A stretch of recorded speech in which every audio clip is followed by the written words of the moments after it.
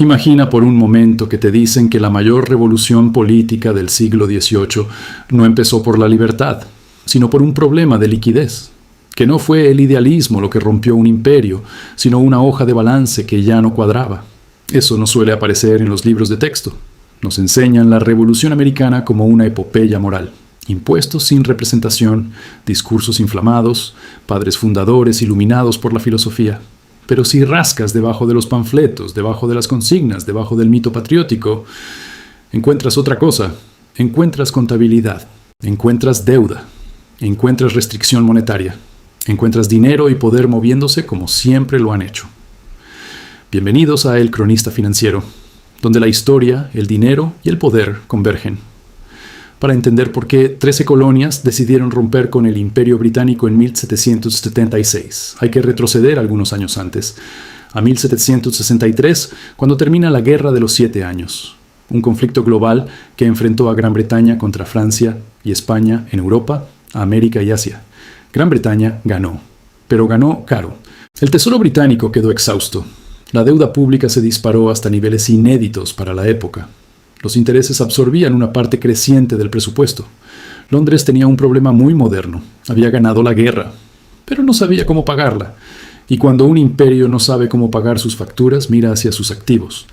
Desde la perspectiva británica, las colonias americanas no eran una comunidad de futuros ciudadanos libres. Eran activos estratégicos. Territorios protegidos por la armada más poderosa del mundo. Puertos asegurados. Comercio garantizado. Defensa costeada por Londres. La lógica en Westminster era simple.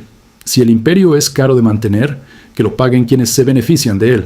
Así empiezan a multiplicarse los impuestos. La ley del timbre, nuevos aranceles, más controles, más regulación.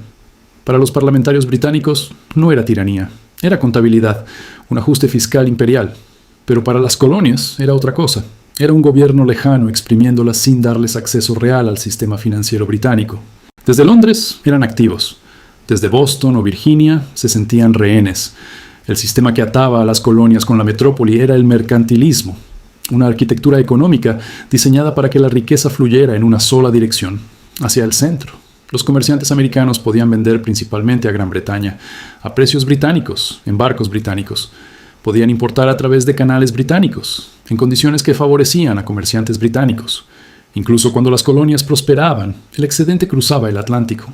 Y cuando Gran Bretaña necesitaba efectivo, las colonias se convertían en un cajero automático sin límite de extracción.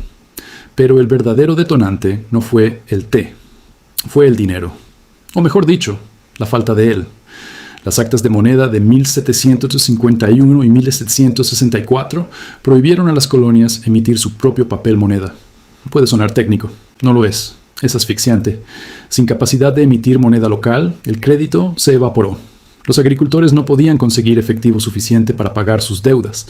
Los comerciantes debían libras esterlinas a acreedores británicos, pero no tenían acceso estable a esa moneda. La escasez de dinero generó una contracción económica. Hoy lo llamaríamos deflación, una inflación explicada al revés, no porque los precios suban por exceso de dinero, sino porque la economía se encoge por falta de él. Imagina dirigir un negocio en el que no puedes usar la moneda que tu propia economía necesita para funcionar. Eso eran las colonias bajo el control monetario británico. Y aquí entra un detalle incómodo. Muchos de los llamados padres fundadores no eran campesinos pobres o idealistas sin patrimonio. Eran grandes propietarios endeudados. George Washington, Thomas Jefferson, plantadores de tabaco profundamente endeudados con comerciantes británicos. Deudas denominadas en libras esterlinas. Cuando el precio del tabaco cayó y las restricciones monetarias se endurecieron, su futuro financiero empezó a tambalearse. La independencia ofrecía algo más que libertad política. Ofrecía la posibilidad de reordenar la hoja de balance. Esto no significa que no creyeran en la libertad. Significa que, en ese momento histórico, la libertad y la liquidez caminaban de la mano. Las primeras chispas fueron políticas, pero el combustible era económico. Cuando subieron los impuestos, hubo protestas. Cuando aumentaron los aranceles, hubo resistencia. Pero cuando se restringió el dinero, el sistema empezó a romperse. Y aún así, hay una realidad brutal que casi nunca se cuenta. Las revoluciones cuestan dinero. Los ejércitos cuestan dinero. La pólvora cuesta dinero. La supervivencia cuesta dinero. Y el Congreso Continental no tenía nada. Aquí la historia deja de ser romántica y se vuelve estratégica. Estados Unidos no ganó la independencia porque fuera más rico, ni porque tuviera mejor ejército, ni porque sus generales fueran genios militares. Ganó porque los enemigos de Gran Bretaña decidieron financiar la revuelta. Francia fue la primera, pero no lo hizo abiertamente. El ministro de Asuntos Exteriores francés ayudó a crear una empresa pantalla, Rodrigue Hortalès y compañía, para enviar armas, pólvora y oro a los rebeldes bajo apariencia de comercio ordinario. Detrás estaba Pierre Beaumarchais, dramaturgo famoso y operador financiero clandestino. Francia no estaba financiando democracia, estaba debilitando a su rival sin declarar formalmente la guerra. España siguió una lógica parecida. A través de La Habana, canalizó plata hacia los rebeldes, no por amor a la libertad colonial, sino por revancha geopolítica y por interés en debilitar la posición británica en el Caribe. Luego llegaron los neerlandeses. Ámsterdam era entonces el corazón financiero de Europa. Casas bancarias como Hope y compañía o Van Staphorst compraron bonos estadounidenses y extendieron crédito. Para ellos, la independencia era un instrumento financiero de alto riesgo y alta recompensa. No era ideología, era especulación. Dentro de las propias colonias también hubo arquitectos financieros. Robert Morris, el comerciante más rico de Filadelfia, actuó como banco central informal de la Revolución. Haim Salomon, inmigrante polaco-judío, convirtió préstamos extranjeros en liquidez operativa y sostuvo financieramente al ejército de Washington en sus peores momentos. Estos nombres no suelen aparecer en los desfiles del 4 de julio, pero sin ellos la revolución se desmorona. Y aquí viene el punto que conecta directamente con nuestra historia del dinero y con la historia de la deuda global. La independencia fue financiada con deuda externa. Cuando empezó a fluir el dinero desde Francia, España y los Países Bajos, la revuelta dejó de ser un acto desesperado y se convirtió en un proyecto geopolítico viable. Pero los préstamos nunca son gratuitos. La deuda genera dependencia, genera apalancamiento político. Las colonias estaban rompiendo con Londres, mientras se ataban financieramente a nuevos acreedores. Durante la guerra, el Congreso emitió papel moneda, los llamados continentales. Sin respaldo sólido, se depreciaron rápidamente. La inflación arrasó el poder adquisitivo. Soldados cobraban en billetes que perdían valor mes a mes. Los civiles empezaron a acumular bienes en lugar de moneda. Suena familiar para cualquier latinoamericano que haya vivido inflación explicada en carne propia. Argentina en 1989. Venezuela décadas después. El dinero deja de ser reserva de valor y se convierte en papel incómodo.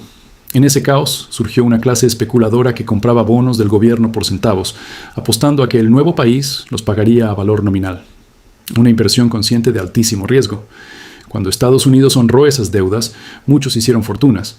La revolución no solo creó una nación, creó una élite acreedora, una clase inversora nacida de la escasez y del riesgo calculado. Pero ganar la guerra no resolvió el problema estructural. Estados Unidos nació victorioso y profundamente endeudado. Dependía de sus acreedores europeos. Su sistema financiero era frágil, su moneda inestable. La soberanía política llegó antes que la estabilidad financiera. Y eso condicionó todo. Francia esperaba ventajas comerciales. España presionaba sobre el control del río Mississippi y la expansión hacia el oeste. Los banqueros neerlandeses exigían disciplina fiscal para que los bonos estadounidenses siguieran siendo creíbles en Ámsterdam. Estados Unidos no entró al escenario internacional como actor libre, entró como deudor. Aquí es donde aparece el famoso debate entre Thomas Jefferson y Alexander Hamilton. Suele contarse como una batalla filosófica, república agraria descentralizada contra Estado financiero centralizado. Pero también fue una batalla por la credibilidad ante los acreedores. Hamilton entendía algo que hoy cualquier ministro de Economía en América Latina aprende a golpes. Los mercados no prestan a quien no ofrece garantías claras de pago. Propuso asumir las deudas de los estados, crear un banco nacional, establecer impuestos federales sólidos. No era solo visión ideológica, era gestión de capital. Era planificación patrimonial a escala nacional. Era construir independencia económica bajo la mirada vigilante de los acreedores extranjeros. Y cuando el nuevo gobierno impuso un impuesto sobre el whisky para recaudar fondos y pagar la deuda, estalló la rebelión del whisky. La ironía era brutal. El país que había luchado contra impuestos imperiales enviaba tropas federales contra sus propios ciudadanos para recaudar impuestos y pagar la guerra que le dio la independencia. La independencia no eliminó la presión financiera, solo cambió su origen. Si esto te suena a manual contemporáneo, no es casualidad. La historia del dinero no cambia. Cambian los protagonistas. Grandes potencias financiando conflictos ajenos para debilitar rivales. Préstamos condicionando políticas internas. Deuda moldeando ideología. Lo vimos en América Latina con el Fondo Monetario Internacional. Lo vimos en crisis de deuda soberana. Lo vimos en el corralito argentino de 2001, cuando la falta de liquidez convirtió el sistema financiero en una jaula. En el siglo XVIII, Francia hizo con Gran Bretaña lo que hoy las potencias hacen en Europa del Este o en Oriente Medio: financiar indirectamente el conflicto para debilitar al adversario, sin exponer directamente a sus propios soldados. Estados Unidos nació como insurgencia financiada desde el exterior. No es juicio moral. Es mecánica de poder.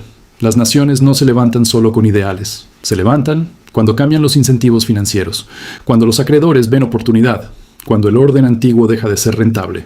La Revolución Americana fue una ruptura política y una realineación financiera global. Fue capitalismo explicado en su forma más cruda: inversión, riesgo, retorno. Y aquí está la lección para cualquier interesado en finanzas personales: libertad financiera o independencia financiera real. No basta con discursos. Hay que entender los flujos de capital. No basta con indignarse por impuestos. Hay que comprender quién controla la moneda. No basta con votar. Hay que entender el sistema financiero explicado sin romanticismo. Porque cuando el dinero se restringe, cuando la deuda asfixia, cuando el crédito se cierra, las estructuras políticas empiezan a crujir. La historia de la deuda de Estados Unidos nos enseña que incluso una nación fundada en nombre de la libertad monetaria nació atada a acreedores, que la gestión de capital no es opcional, es estructural, que la mentalidad financiera no es un lujo, es supervivencia. Los ricos entienden algo que la clase media suele olvidar: el juego nunca es neutral. Las reglas las escribe quien financia la partida. La revolución no fue solo un acto de valentía. Fue una operación financiera compleja donde imperios invirtieron para redibujar el equilibrio global. Fue dinero y poder moviendo piezas en silencio. La historia no se repite, pero rima, y si no la entiendes, te aplasta igual. Si esto cambió tu forma de ver las cosas, suscríbete. La historia tiene las respuestas. Y yo te mostraré los lugares donde nadie quiere que mires.